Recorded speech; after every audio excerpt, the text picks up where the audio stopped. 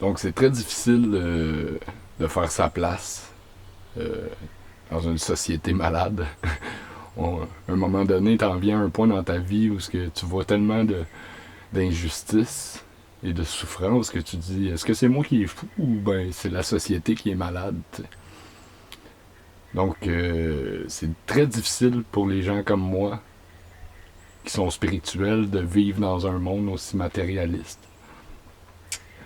L'intelligence en soi est une malédiction dans un monde de cons. C'est un peu ça. Donc c'est dur des fois de s'intégrer, de vivre avec les autres. Hein? Quand t'es un poète comme moi, t'as tout le temps la tête dans les étoiles. Donc je regarde les oiseaux voler hein, en espérant un jour pouvoir voler avec eux. Donc je vis au pays des songes, à un niveau de conscience, un champ vibratoire un peu plus élevé que le petit train-train quotidien. Je me pose des questions beaucoup plus grandes que, bon, ben, qu'est-ce qu'on va manger ce soir? Hein?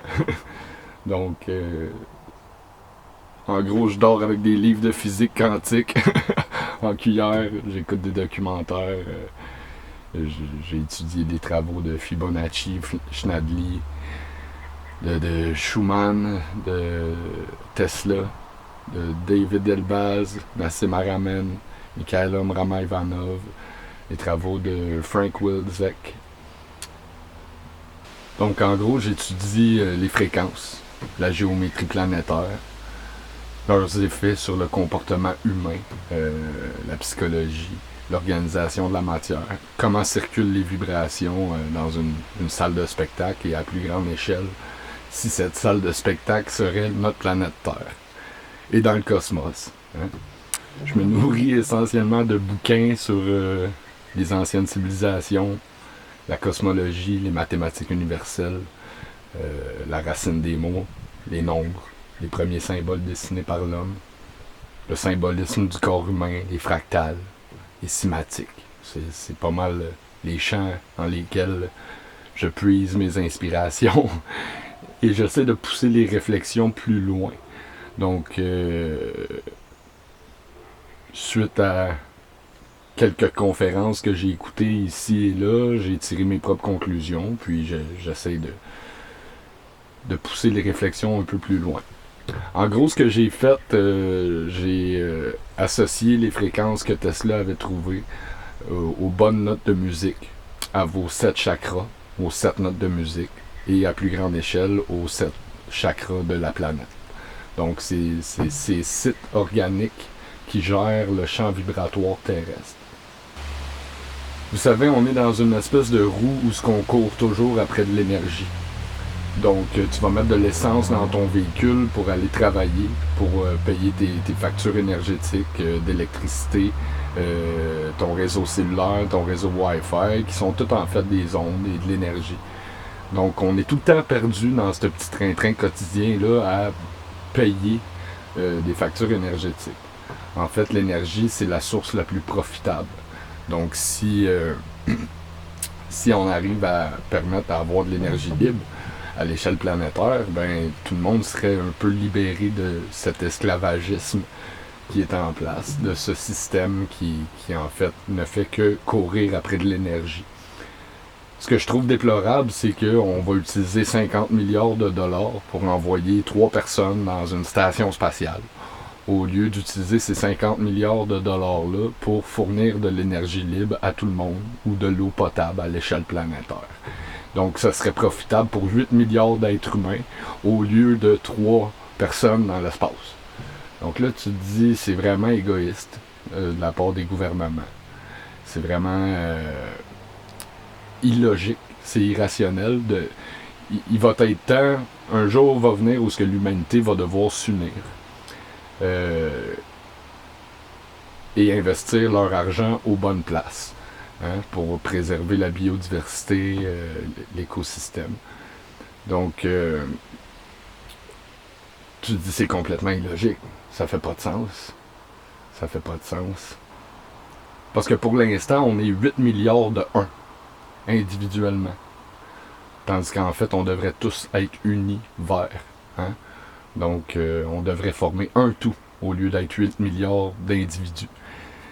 Puis, toutes les religions mènent à la spiritualité. La science elle-même est née de la spiritualité, car elle cherche à comprendre ce qu'elle ne peut pas expliquer. Hein? Donc, tous les scientifiques n'ont fait que redécouvrir la nature qui les entoure. Puis c'est un peu ça que je fais. Tu sais, je me promène dans le bois, je regarde les oiseaux voler, je regarde les vagues.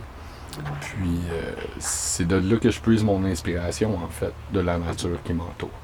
Donc présentement, on est 8 milliards de 1 à se partager 0,00001% des richesses planétaires et des ressources naturelles. Quand il y a 20 familles, 120 personnes qui, eux, se partagent 900 milliards de dollars. Là, tu te dis, OK, il y a une injustice quelque part, il y a quelque chose d'irrationnel. Ton échelle sociale est pas de niveau. Hein? C'est simple de même. Fait que ce qui est triste à voir, c'est que les gens qui œuvrent dans le communautaire, qui ont les métiers les plus honorables, sont souvent les moins rémunérés. Donc toute notre société est à revoir, toute l'architecture de nos bâtiments. Puis je vais en parler dans la prochaine capsule sur les autres dimensions et les mondes parallèles. Donc oui, c'est le fun de penser être autosuffisant. Hein? Je vois beaucoup de gens qui me suivent qui disent on va boycotter l'industrie, on va être autosuffisant, on va faire pousser nos propres légumes. Mais c'est important aussi de vivre en collectivité. Tu sais, parce que si tu t'en vas t'isoler dans le bois, dans le fond, pour faire pousser tes légumes, t'aides pas vraiment la cause à avancer. Tu sais, c'est juste de vivre en ermite. Puis je me rends compte que moi-même, je suis un peu comme ça. Parce que même les réseaux sociaux m'agressent. J'ai l'impression qu'on brime mon intimité, ma vie personnelle. Je me sens souvent attaqué. Donc même les réseaux sociaux, c'est pas fait pour moi. Donc j'aime mieux vivre dans la nature, mais c'est important de ne pas s'isoler non plus. Parce que faut que la société aille de l'avant. Puis dans le fond, l'être humain apprend à grandir en vivant dans la tolérance avec les autres, avec les gens qui l'entourent. Donc, oui, je prône l'autosuffisance, mais au niveau collectif. Donc, ce serait peut-être mieux d'avoir une économie locale, que chaque petit village soit autosuffisant, en fait, hein, qu'il ait sa propre économie. Que tu achètes ta poule chez le voisin, puis tes œufs chez... Tu sais. Donc, c'est un peu ça. Donc, va venir un temps où ce que l'humanité devra s'unir. Puis, je pense qu'on est rendu là.